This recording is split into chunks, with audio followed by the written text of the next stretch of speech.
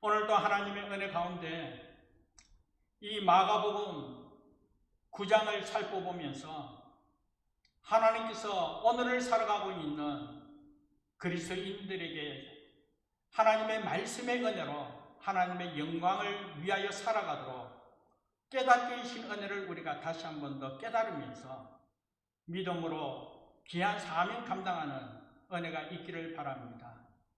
이미 몇 주 전부터 이 마가복음 9장을 통하여 세상으로 또 세상은 그리고 오늘 본문 말씀을 통하여 제목을 정한 것 같이 세상에서 이와 같이 세상으로 세상은 세상에서 각각의 제목을 갖고 말씀의 은혜를 나누는데요.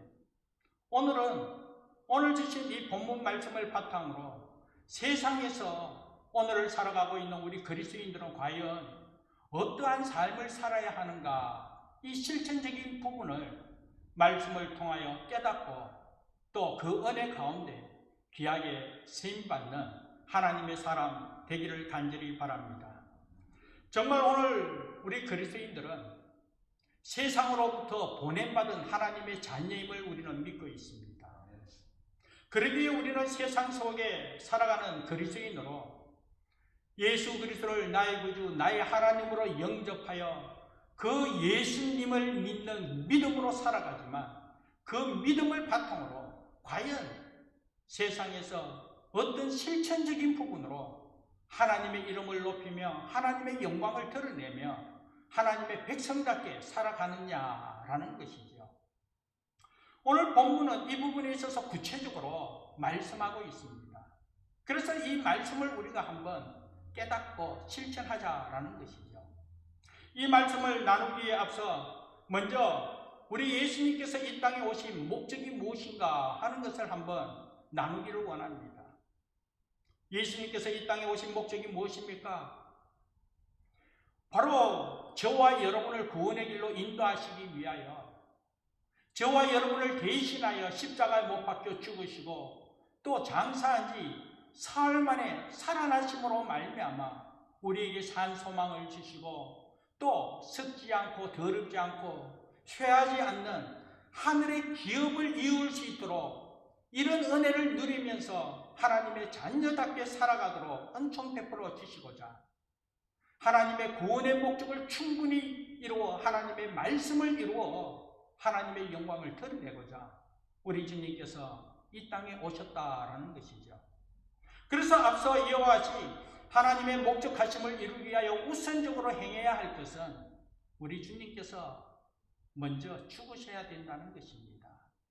저와 여러분의 죄를 사하여 주시기 위하여 저와 여러분의 죄를 대신하여 먼저 십자가에 못 박혀 죽으셔야 한다라는 것입니다.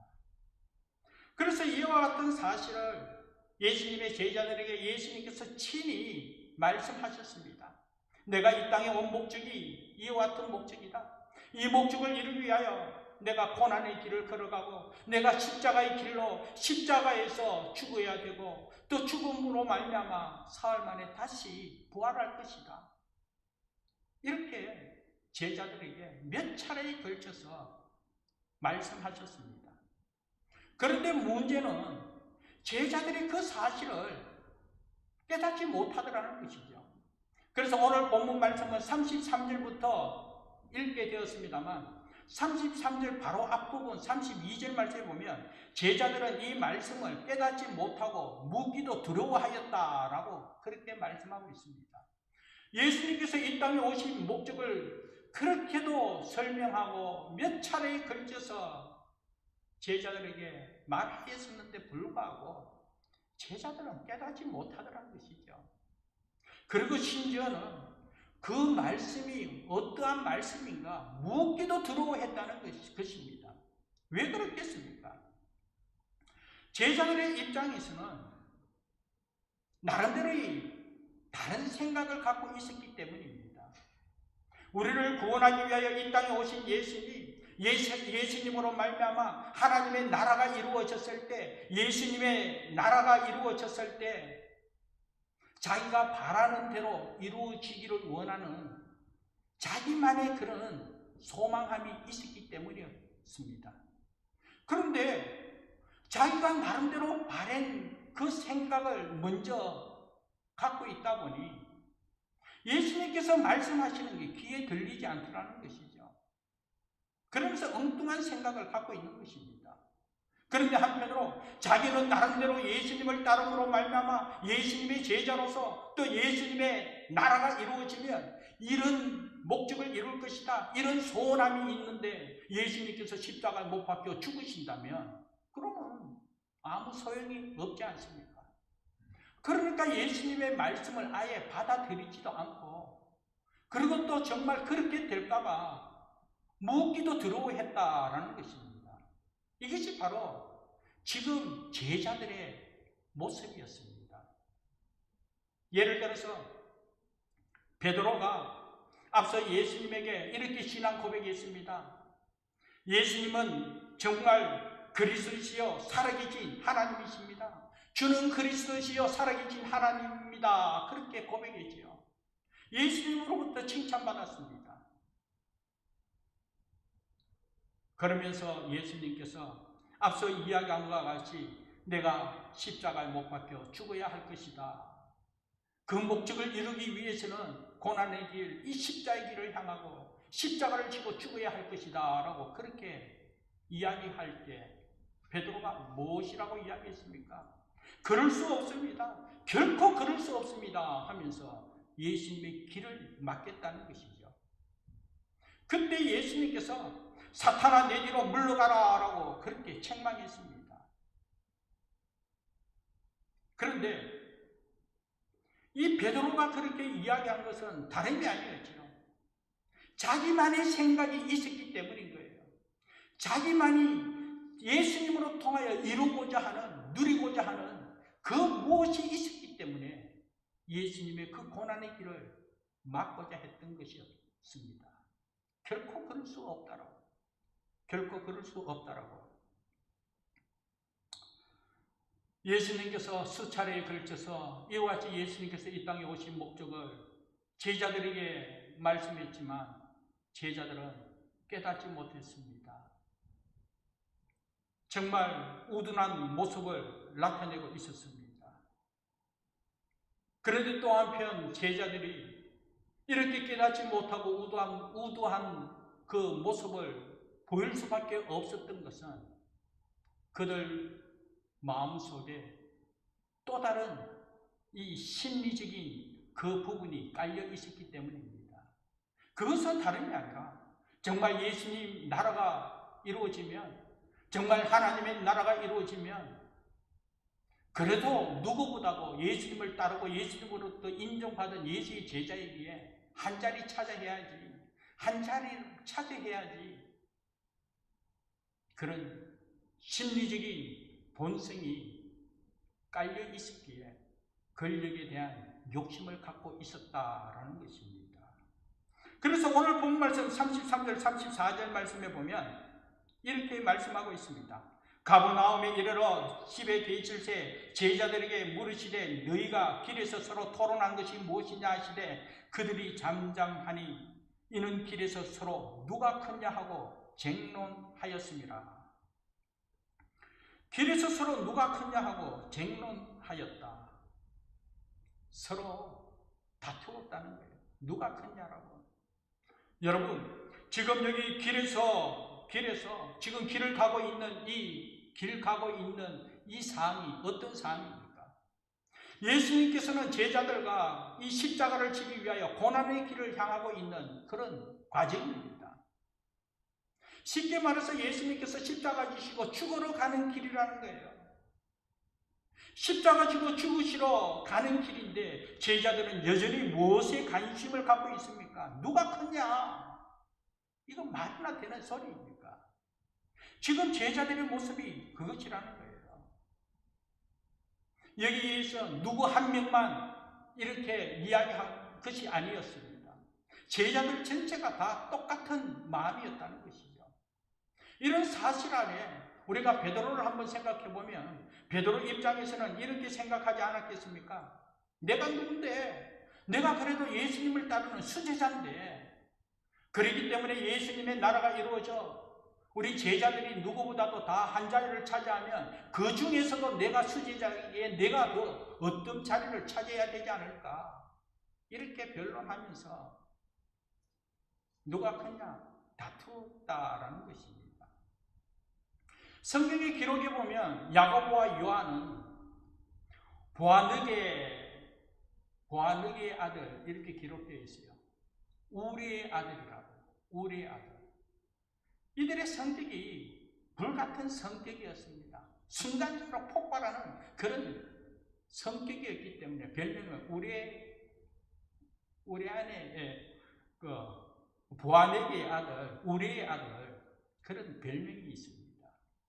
그런데 이들은 물론이지만 이들의 어머니조차도 예수님에게 찾아와서 예수님의 나라가 이루어지면 정말 우리들을, 또한 우리 아들을 하나는 우편에 하나는 좌편에 한 자리 차지하게 해달라고 그렇게 청탁하는 모습을 보게 됩니다. 쉽게 말해서 우리 아들 한 명은 이런 장관 자리를 허락해주고 또 하나는 이쪽의 장관을 허락해달라고 그렇게 청탁하게 되는 그 모습을 보게 되죠. 그러니 이 제자들이 관심 갖고 있는 것은 무엇입니까?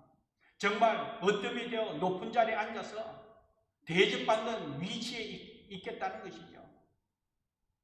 정말 내가 어떻게 성김을 받고 내가 어떻게 대접받을 것인가, 이 부분에 관심을 갖고 그 위치를 차지하기 위하여 서로 다투더라는 것이죠. 내가 누군데 하면서 말입니다. 그런데 여러분, 하나님이신 예수 그리스도께서 이 땅에 오셨을 때에 예수님의 삶은 어떻습니까? 그런 부분에 있어서 전혀 관심이 없지 않습니까? 친히 말구에서 태어나셨습니다. 태어날 때부터 어떤 지위에 있든지 또 어떤 서열을 가지고 있든지 어떤 위치에 있든지 그거 별로 중요하지 않았습니다. 그렇기 때문에 예수님께서 친히 제자의 발을 씻어주지 않았습니까? 하나님이신 예수 그리스도께서, 스승이신 예수 그리스도께서 친히 제자 앞에 무릎 꿇고 발을 씻어준 그 모습, 종이 되어야 할 수 있는 그 일을 친히 종의 모습으로 이 땅에 오신 목적을 이루고자 예수님께서 그렇게 행하셨다라는 것입니다.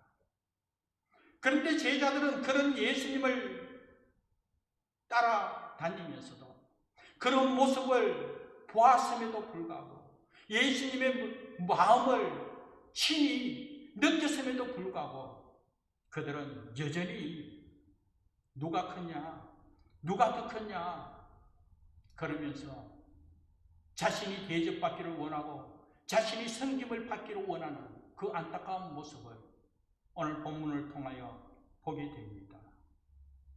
그런데 사랑하는 여러분, 오늘 이 제자의 모습을 통하여 오늘 저와 여러분 또한 큰 경각심을 갖게 됩니다. 우리 또한 예수님을 따르는 하나님의 백성임을 고백하고 있습니다. 진정 예수님을 섬긴다고 고백하고 있지 않습니까?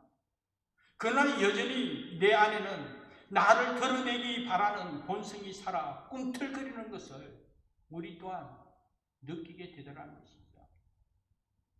내 안에 예수 그리스도가 주인 되심을 고백하며 예수의 삶을 살기를 그렇게 다짐하고 있음에도 불구하고 한편 내 안에 나를 드러내고자 하는 그 본성이 꿈틀거리고 있더라는 것이죠. 그래서 조금이라도 나를 알아주지 않으면, 정말 생각했는 만큼 내가 대접하지 못하면 자존심 상해서 어떻게 이럴 수가 있냐고 그러면서 뭔가 뒤틀려진 그런 관계를 나타내고, 아무리 좋은 관계 속에 있다 할지라도 내 원하는 대로, 내가 바라는 대로 그 무엇이 이루어지지 않으면 순간 그 관계가 깨어지는 그런 경우를 보게 됩니다. 이런 이유는 다 하나같이 내가 대접받기를 원했는데, 내가 섬김을 받기를 원했는데 내 원대로 이루어지지 않았기에, 내 마음대로 만족함이 이루어지지 않았기에, 그러므로 말미암아 이런 결과가 일어나게 되더라는 것이죠. 심지어는 어떤 교회에서는 장로님에게 집사님이라고 잘못 불러도, 또 권사님에게 성도님이라고 잘못 직분을 불러도 순간 표정이 굳어지는 걸 보게 됩니다. 그만큼 우리 안에는 상대로부터 인정받기를 원하고 또 대접받고 싶어하는 마음이 있더라는 것이죠. 내가 그동안 쌓아놓은 것이 얼마나 많은데, 그러므로 말미암아 내 이 열심을 누구로부터 인정받아야지만 기쁨이 넘치고 나름대로 행복해 하더라는 것이죠. 내가 이만큼 했는데, 지금까지 내가 얼마나 열심히 봉사했는데, 내가 얼마나 열정을 다했는데, 그런데도 불구하고 이런 대우받게 해주지 않나, 이렇게 인정해 주지 않나. 그러면 순간 시험 들고, 순간 관계가 깨어지고 공동체를 떠나는 그런 안타까움도 보게 되더라는 것이죠. 그래서 이러한 사실 안에서 우리 주님께서 이렇게 말씀했습니다. 오늘 본 말씀 35절 말씀에 보면 예수께서 앉으사 12제자를 불러서 이르시되 누구든지 첫째 되고자 하면 무사람의 끝이 되고 무사람을 섬기는 자가 되어야 하리라. 지금 무슨 말씀입니까? 제자들이 누가 크냐 하면서 서로 다툽니다. 서로 쟁론합니다. 그럴 때 예수님께서 하신 말씀이 너네들이 정말 첫째가 되고 싶으면 끝에 서야 되고, 정말 너희들이 대접받고 섬김을 받기를 원하면 섬기는 자가 되어야 한다. 그렇게 지금 말씀하고 있는 것입니다. 예수님의 말씀입니다. 그런데 여러분, 오늘 세상에서 살아가고 있는 오늘 우리 삶을 한번 돌아봅시다. 세상의 법칙으로는 이해가 될 수 없는 부분이죠. 세상에서는 어떻게 말하고 있습니까? 세상에서는 첫째가 되고자 하면 실력을 키워서 제일 앞으로 나아가야 합니다.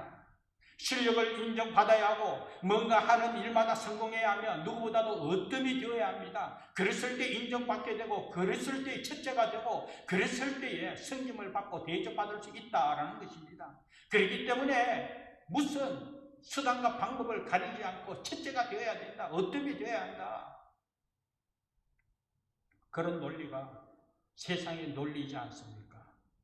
그런데 예수님께서는 반대로 말씀하십니다. 누구든지 첫째가 되고자 하면 무사람의 끝이 되고 무사람을 섬기는 자가 되어야 한다.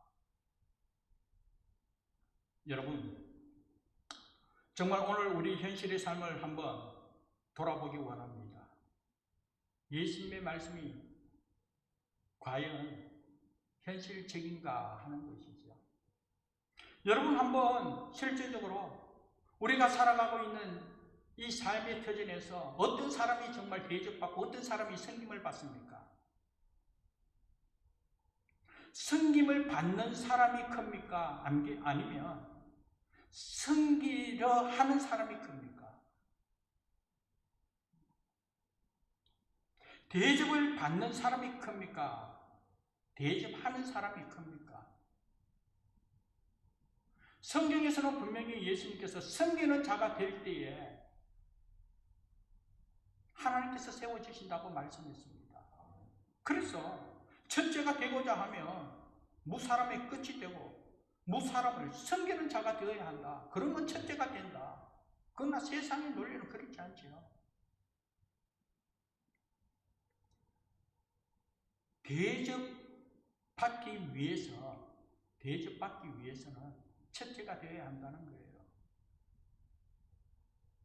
누구보다도 으뜸이 되었을 때, 누구보다도 앞선 자가 되었을 때, 그때 누가 섬기는 그 섬김을 받으면서 더 만족함을 누린다. 이것이 세상의 모습입니다. 사실 여러분, 높은 사람이기 때문에 아래 사람을 섬기기보다도 높은 사람이기 때문에 아래 사람이 섬기는 그 모습을 당연히 받아들이면서, 만약에 그렇지 않으면 그 아래 사람은 지키게 됩니다. 두고 보자는 것이죠. 높은 사람 입장에서 아래 사람이 섬기지 않으면 그냥 갈로 밖으로 눈총받게 된다는 것이죠. 세상의 원리라는 것이죠. 그렇기 때문에 아래 사람, 한편으로 높은 사람보다도 더 가진 것이 없고 더 부족하고 더 연약함에도 불구하고 더 최선을 다하여 더 값비싼 것을 갖다 바치고 섬겨야 된다는 거예요. 그런데 정작 예수님께서는 그렇게 말씀하지 않습니다. 높은 사람이라면, 내가 가진 것이 있다면, 아니 그 모든 것을 떠나서 먼저 섬기는 자가 되어야 된다라는 것이죠. 그런데 우리는 내가 대접을 받는 사람이 더 크다고 생각하고 대접받기 위해서 내가 큰 사람이 되어야 된다. 높은 사람이 되어야 된다. 그래서 어뜸이 되고자 열심을 다한다. 열정을 다한다. 수단과 방법을 가리지 않고 앞선자가 되어야 된다. 잘못된 생각입니다. 하나님의 나라는 대접하는 사람이 대접을 받는 사람보다 더 크다는 것을 주님께서 분명히 말씀하고 있습니다. 그래서 오늘 본문 말씀 분명히 말씀하고 있죠. 첫째가 되고자 하면 무사람의 끝이 되고 무사람 섬기는 자 되어야 한다. 이것이 하나님의 법칙이라는 것이죠. 이렇게 섬김이 있을 때 하나님의 나라 법칙은 신기합니다. 이 섬김을 하나님께서 축복해 주시고 이 섬김을 하나님께서 사용하시고 이 섬김을 하나님께서 귀하게 여겨 하나님의 은혜로 세운 바가 된다라는 것입니다. 무엇이 있어서 섬기고 무엇이 없어서 못 섬기는 것이 아니라 그것을 떠나서 오늘 저와 여러분 하나님의 나라를 이루기 위하여 하나님의 말씀을 이루기 위하여 이와 같이 먼저 섬기고 대접하는 자로 쓰임받는 저와 여러분 되기를 주님의 이름으로 축복합니다. 우리 손이 꼭 쥐고 있는 이 손을 한번 펴면서 섬길 때에 하나님께서는 하나님의 손을 펴서 우리의 빈손을 채워줄 줄 믿습니다. 우리의 손은 조막손같이 작은 손에 불과하지만 하나님의 손은 이 모든 만물을 창조하신 하나님의 능력의 손을 펴서 우리 빈손을 채워준다고 할 때 그 채워짐이 얼마나 풍성하겠습니까? 하나님의 신비의 법칙이 여기에 있음을 믿습니다. 구약 성경을 참고할 때에 엘리야가 이 사르밧 가부를 만나서 이 사르밧에 있는 이 가부에게 당신을 섬겨달라고 부탁을 하게 됩니다. 가문 가운데 있었기에 사르밧 이 가부 아들과 함께 먹을 것이 없어 이제 가지고 있는 밀가루 한 움큼과 기름 조금을 갖고 이제 떡을 하나 만들어 먹고 죽으려고 그렇게 결심하는 그 상황 속에 엘리야가 그것으로 떡을 만들어 나에게 달라고 요구하게 되죠. 그 조금 먹고 죽으려고 하는데 이제 나 먹을 것도 없는데 그럼에도 불구하고 나누어 달라는 거예요. 섬겨 달라는 거예요. 그랬을 때 하나님께서 채워주실 것이다. 하나님께서 병에 기름이 부족하지 않도록 그 가루가 떨어지지 않도록 하나님께서 풍성한 은혜 주실 것이다. 그렇게 말씀합니다. 사르밧 가부가 그 하나님의 말씀을 의지하여 순전한 마음으로 이 엘리야 선지자를 섬기게 되었지요. 어떤 역사가 일어났습니까? 손에 쥐고 있는 이 손을 펴었을 때 그 빈손 하나님의 손으로 채워준 역사, 그 풍성함을 경험케 되었다라는 것입니다. 신약 성경에 와서 오병이의 사건 여러분 잘 알고 있지 않습니까?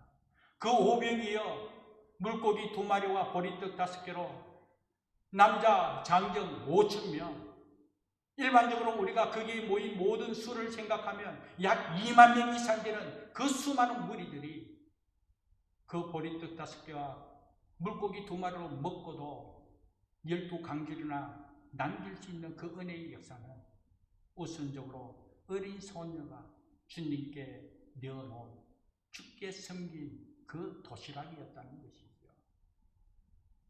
부족합니다. 나 먹을 것밖에 없습니다. 아니 내 먹고도 부족한 그 상황에 있지만 그럼에도 불구하고 나누어 주고 베풀어 주고 이 섬김이 있을 때 하나님께서 필요를 채우시는 하나님께서 공급해 주시고 역사하시고 함께 하시는 은혜가 있더라는 것이죠. 뿐만 아닙니다. 아래로 내려가면 내려갈수록 하나님께서 높이시는 때가 반드시 있더라는 것이죠.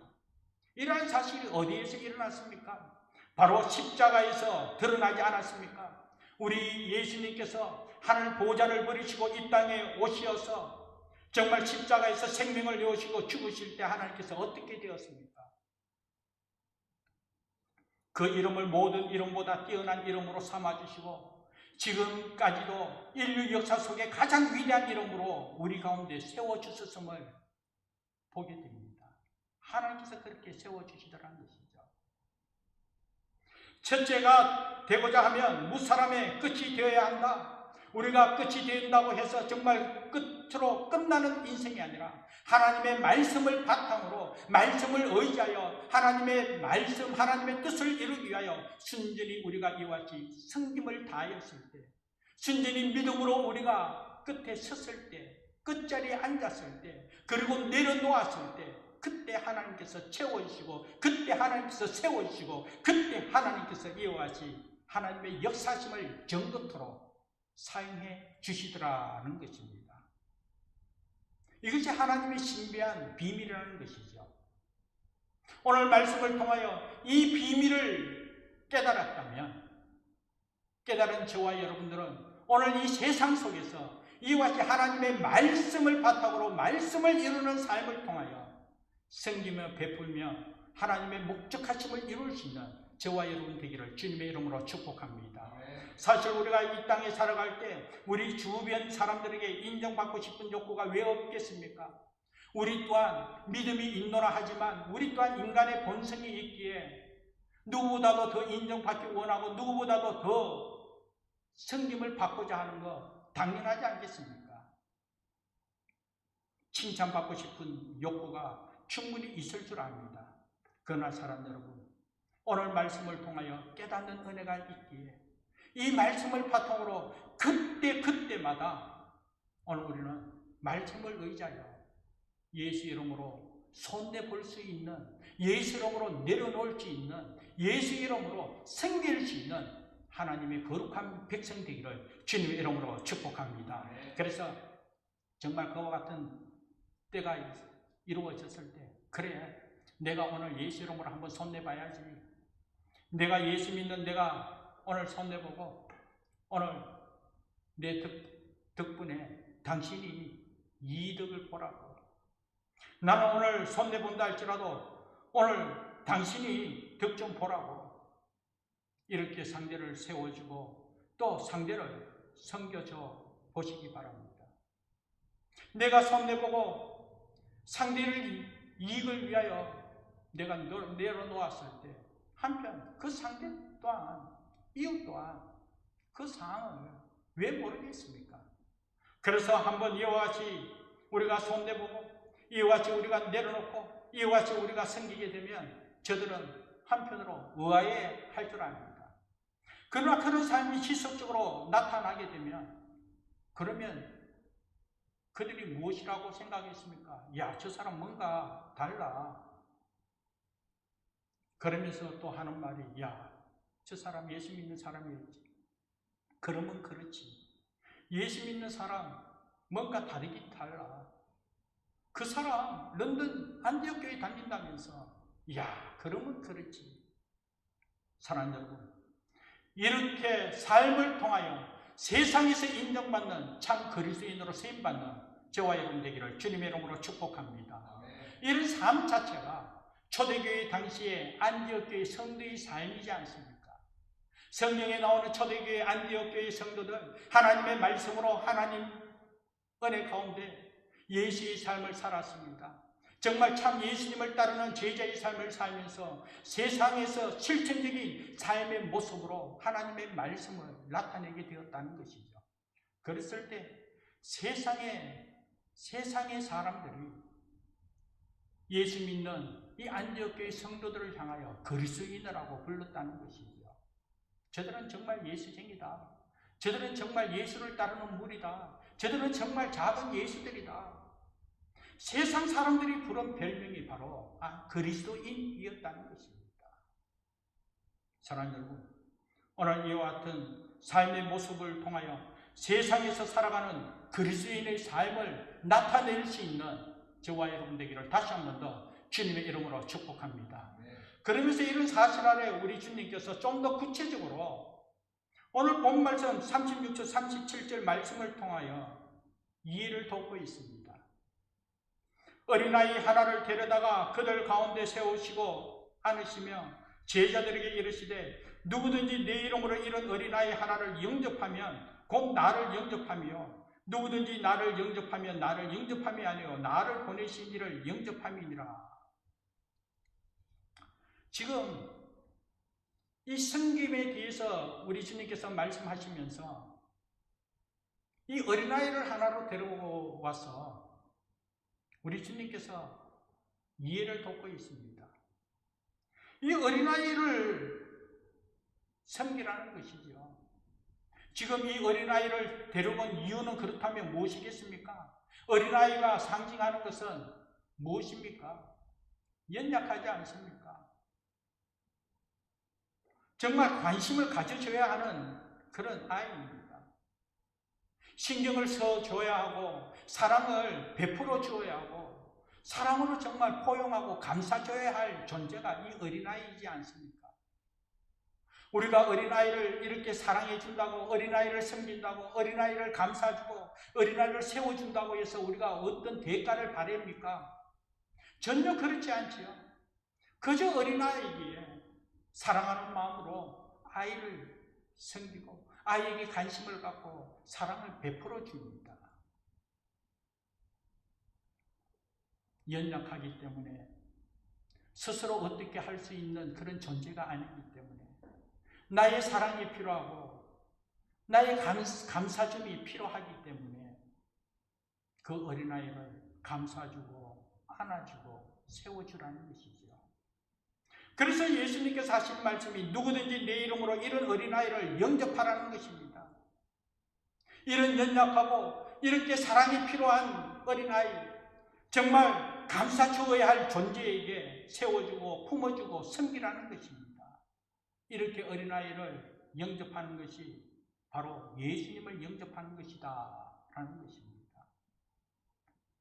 그러면서 이 부분에 있어서 좀 더 구체적으로 적용하기 위해서요. 41절 말씀에 어떻게 말씀하고 있냐면 누구든지 너희가 그리스도에게 속한 자라 하여 물 한 그릇이라도 주면 내가 진실로 너에게 이르노니 그가 결코 상을 잃지 않으리라. 여기 말씀에 보면 너희가 그리스도에게 속한 자, 그리스도에게 속한 자, 그리스도에게 속한 자라면 정말 예수님의 제자라면 예수님을 따르는 사람이라면 정말 예수님을 의지하는 사람이라면 그렇게 말씀하고 있습니다. 그런데 여기 말씀에 물 한 그릇이라도 그렇게 주라는 것이죠. 이것은 물 한 그릇 정말 작고 보잘것없는 그런 사안입니다. 그러나 우리 하나님께서는 정말 작고 보잘것없는 성김이라 할지라도 결코 잃지 않겠다는 것이죠. 귀하게 여긴다는 것이죠. 왜 우리 하나님께서 이 물 한 그릇이라도 섬기는 이 섬김을 귀하게 여깁니까? 그 섬김을 결코 상을 잃지 않을 것이라고 상 주시겠다고 그렇게 약속했습니다. 물 한 잔이 그만큼 중요하고 귀하기 때문입니까? 오늘 41절에서 강조하는 것이 무엇이냐면 이 물 한 그릇이라도 준 이유가 무엇인가 하는 것을 한번 생각해 보십시오. 왜 물 한 그릇이라도 그렇게 섬겼습니까? 다름이 아닙니다. 너희가 그리스도에게 속한 자라 하여 그리스도에게 속한 자라 하여 물 한 그릇이라도 보잘것없는 것이라 할지라도 그 섬김을 주님께서 기뻐 받아 주신다라는 것입니다. 그 사람이 누구에게 속한 자이기 때문에 그리스도에게 속한 자이기 때문에 그가 예수님에게 속한 자였기 때문이었다는 거예요. 그래서 그를 섬겼다는 것입니다. 그렇기 때문에 예수님께 속하였다. 그래서 그를 섬긴다. 이것은 한편으로 우리 예수님을 섬긴다. 그 말과 똑같은 것입니다. 그러므로 사는 여러분, 우리는 누구를 섬기느냐? 바로 예수님을 위한 것입니다. 그래서 그 섬김이 중요하다라는 것입니다. 어린아이 정말 보잘것없고 연약하고 우리의 사랑이 필요한 것, 그냥 어린아이 자체로만 보는 것이 아니라 그 어린아이 섬김 그 자체가 바로 예수님을 섬기는 마음으로 우리 주님께서 기뻐 받아주시다는 것이죠. 그래서 어린아이를 영접한 것은 곧 나를, 예수를 영접한 것이고, 예수를 영접한 자는 그 예수님을 보낸 자를 영접하는 것이다. 그렇기 때문에 우리의 섬김이 얼마나 중요하고 얼마나 귀한 것이다 하는 것을 우리가 깨닫게 되는 것입니다. 그래서 우리가 세상에서 이와 같이 우리가 섬김에 있어서는 정말 주 여호와 하나님이 나의 하나님 되심을 고백하면서 나를 위하여 십자가에 못 박혀 죽으시고 나를 구원의 길로 인도하신 그 예수님 나의 구주 되심을 고백하면서 그 은혜가 너무나 크기에 그 은혜 무엇으로 보답할까? 우리 또한 주님을 영접하고 주님을 섬기는 삶을 살아야 되지 않겠습니까? 그 주님을 섬기는 그 삶의 모습은 다름이 아니라 그리스도에게 속한 자, 예수에 속한 자, 예수님을 섬기는 모습이기에 우리 또한 그를 섬김을 통하여 예수님을 섬기게 되더라는 것이죠. 예수님께서 그렇게 기뻐 받아주시고 하나님께서 결코 상을 잃지 않도록 은혜 베풀어 주신다라는 것입니다. 그러면서 좀 더 구체적으로요, 마태복음 25장에 보면 이 부분에 있어서 구체적으로 하나님께서 함께 하시는 은혜가 있습니다.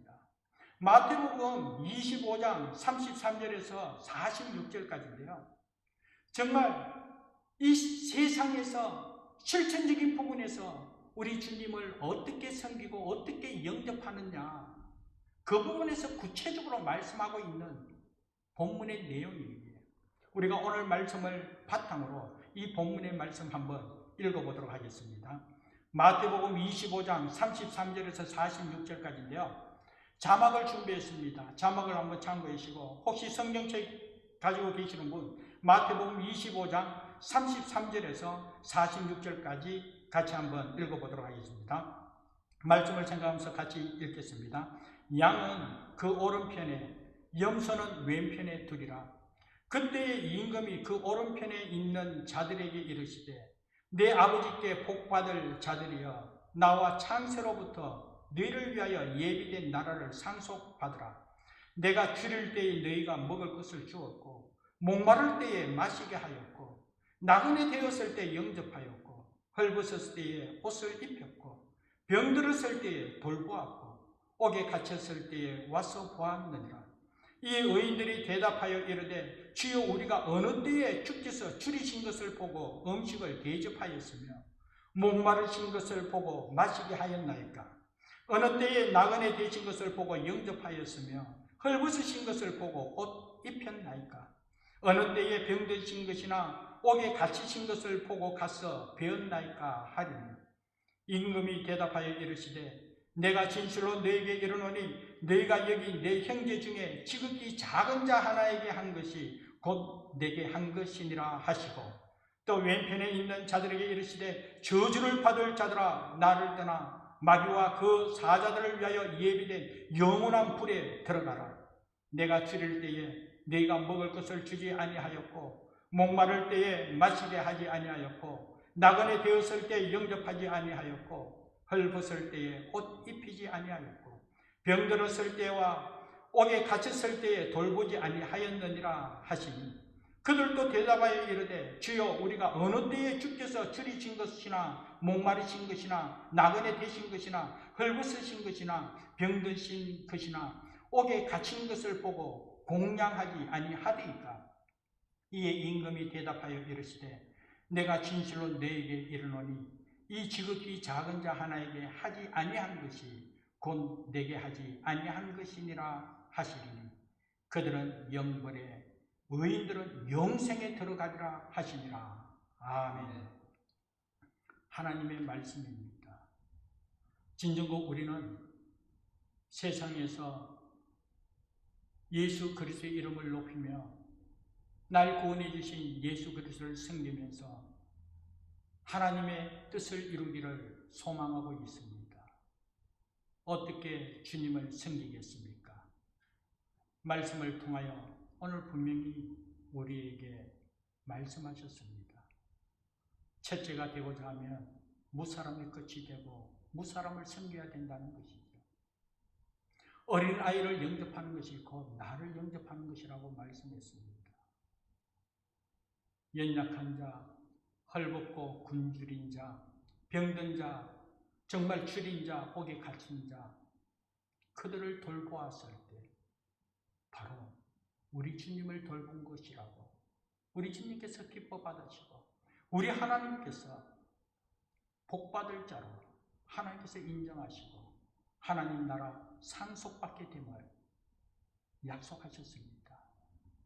코로나 통하여 지금 힘든 상황 속에 있습니다. 우리 자신만을 바라볼 것이 아니라 우리 이웃을 바라보면서 우리 또한 예수님을 섬기는 마음으로 예수님의 마음으로 이웃을 돌아보면서 섬김을 통하여 하나님으로부터 복받은 자로 인정받고 귀하게 생받는 물론 안디옥교회 성도 되기 바랍니다. 그러면서 실천적인 사항으로 우리가 기도 제목을 나누고 기도하기를 원하는 것은 코로나19로 통하여 어려움을 겪고 있는 이웃을 돌아보고 또 섬기는 은혜가 있기를 원하는데요. 현재 우리 교회에 우리 전장로님 정채아 권사님께서 개인적으로 이 런던 지역 사회를 돌아보면서 코로나19로 통하여 혼자 사시는 노인들이 외출도 못하고 또 식사도 잘 하지 못하는 그런 안타까운 상황 속에 매주마다 몇몇 가정을 직접 찾아가면서 음식으로 통하여 섬기고 있는 모습을 보면서 예수 이름으로 축복합니다. 개인적인 뿐만 아니라 이제는 교회적으로도 함께 이웃을 돌아보며 섬기기를 원합니다. 이를 위해서 기도해 주시기 바랍니다. 우리 성도들의 모임이 교회입니다. 개인적으로 우리가 다 이런 일을 행하지 못하고 어떤 불편함이 있고 한계가 있다 할지라도 교회적으로 우리가 이와 같이 그리스도의 이름을 높이며 이 섬김을 다하고자 우리 이웃을 돌아보며 섬기고자 하는 모든 부분에 있어서 하나님 함께 하신 은혜가 있기를 간절히 바라고 그리고 또 한편으로는 정부에서 실업당한 분이나 경제적으로 어려움을 당하고 있는 분들을 재정적으로 혜택을 주고 돕고 있습니다. 그런데 문제는 정말로 가난하고 어려움을 당하고 있는 분들은 혜택을 받기 위한 법적인 조건조차도 갖출 수 없어 정부의 혜택도 받지 못하는 그런 실제적인 어려운 분들이 주변에 있다라는 것입니다. 그렇다면 이럴 때에 우리 교회적으로도 그런 분들을 섬기기를 원합니다. 이를 위해서 여러분들 기도로서 섬겨주시고 진정 우리 런던 안디옥교회 서로 섬기며 살아가는 교회로 예수 그리스도의 이름을 전하고 또 그 섬김을 통하여 아버지 하나님께 복받은 자요 그리고 하나님의 나라 상속받게 됨을 우리가 다시 한 번 더 누리면서 하나님의 영광 크게 드러낸 데 쓰임받는 저와 여러분 우리 교회 되기를 주님의 이름으로 축복합니다. 기도하겠습니다. 하나님 감사합니다. 세상으로 보냄받은 하나님의 자녀로서 세상에서 우리가 과연 어떻게 살아야 하는가 실천적인 부분에서 깨닫게 해주심을 진심으로 감사합니다. 섬김을 받기보다도 섬길 수 있는 은혜 허락해 주심을 감사합니다. 예수 그리스도의 이름으로 예수님을 섬기듯 우리가 작은 부분에 있어서도 정성을 다하여 이웃을 돌아보며 섬기며 헌신하며 전하는 자로 아버지 하나님의 말씀을 이루므로 하나님으로부터 복 있는 자로 칭찬받고 하나님으로부터 책임져 주시는 그 은혜를 체험하면서 날마다 이와 같이 승리의 삶을 살아가고 그 은혜를 증거하면서 하나님의 영광을 드러내는 우리 사는 성도요 교회 되기를 간절히 소망하며 예수님 이름으로 기도합니다. 아멘.